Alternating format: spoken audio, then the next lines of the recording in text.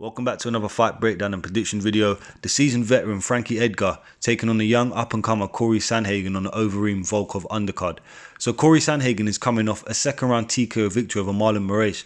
Cory Sandhagen was utilising the leg kick, his range and height as a fighter, and really controlling the distance. He's going to be a problem in the division. His striking is something to worry about as he whips in those leg kicks, flying knees against the shorter opponents, decent long-range boxing, the ability to find big finishes like we saw in the Moraes fight with that spinning heel kick.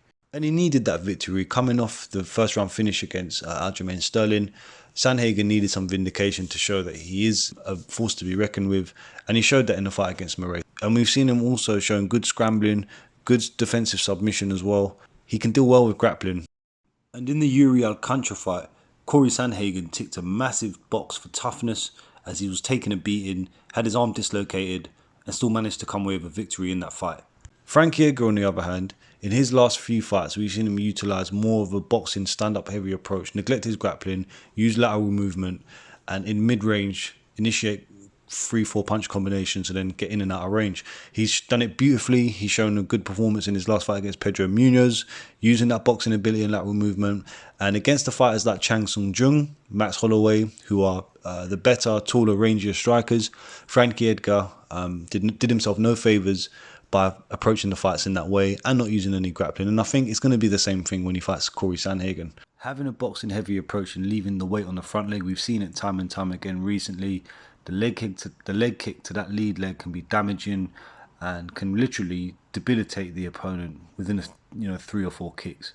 And I see something similar happening here. There will be some opportunity as Cory Sandhagen goes to initiating some kicks. There'll be window for grappling from Frankie Edgar. But we've seen in the last 3 or 4 years, Frankie Edgar's just utilises his boxing. He hasn't shown no grappling. And I do think he's going to try and outbox Cory Sandhagen. There are some spots at mid-range where if Frankie Edgar's able to step in to be able to take away that length and not give Sandhagen all the space to get off on his long-range shots, Frankie Edgar will have spots where he'll be able to land short punches sort of in the mid-range, inside sort of distance. But he's going to have to really work hard for it. But in order for Frankie Edgar to be successful, Cory Sandhagen's going to have to be switched off, which he's not going to be.